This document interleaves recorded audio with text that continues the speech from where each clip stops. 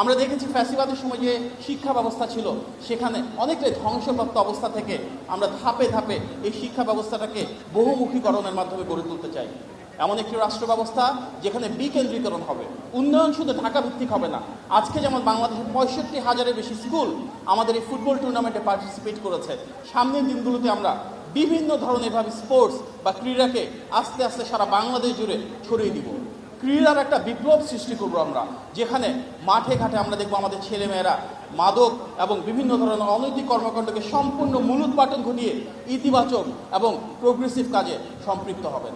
আমরা এমন একটি শিক্ষা ব্যবস্থা গড়ে তুলব যেখানে আমাদের শিশু কিশোরেরা আগামীর বাংলাদেশ গড়ে তোলবার বাহন হবে, যেখানে আমাদের শিশু কিশোরেরাই হবে আগামীর বাংলাদেশের মূল কাণ্ডারি।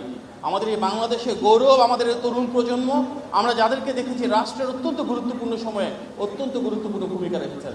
আমাদের মাননীয় শিক্ষামন্ত্রী যে ভিশন রয়েছে, মাননীয় শিক্ষা প্রতিমন্ত্রী যেভাবে কাজ করছেন এবং আমাদের মাননীয় প্রধানমন্ত্রী সরাসরি নির্দেশনায় ইনশাল্লাহ আমাদের প্রতিটি শিশুকে, প্রতিটি তরুণকে, প্রতিটি কিশোর কিশোরী যুবক যুবতীকে আগামীর বাংলাদেশ বিনির্মাণের কারিগর এবং কাণ্ডারি হিসেবে আমরা গড়ে তুলে কাঁধে কাঁধ মিলিয়ে আমাদের এই বাংলাদেশটাকে আমরা সমৃদ্ধ স্বনির্ভর করে তুলব ইনশাল্লাহ। আপনার সবাইকে ধন্যবাদ। এবং আজকের এই ফুটবল টুর্নামেন্টে যারা জাতীয় পর্যায়ে অংশগ্রহণ করছে তারা প্রত্যেকে আমাদের কাছে বিজয়ী, তাদের প্রত্যেককে অভিনন্দন। দেশ জুড়ে যারা এই খেলায় বিভিন্ন পর্যায়ে অংশগ্রহণ করেছে তাদের সবাইকে শুভেচ্ছা। এই জয় প্রতিটি শিক্ষার্থীর, এই জয় বাংলাদেশের শিক্ষা ব্যবস্থার, এই জয় বাংলাদেশের গণতান্ত্রিক অভিযাত্রার।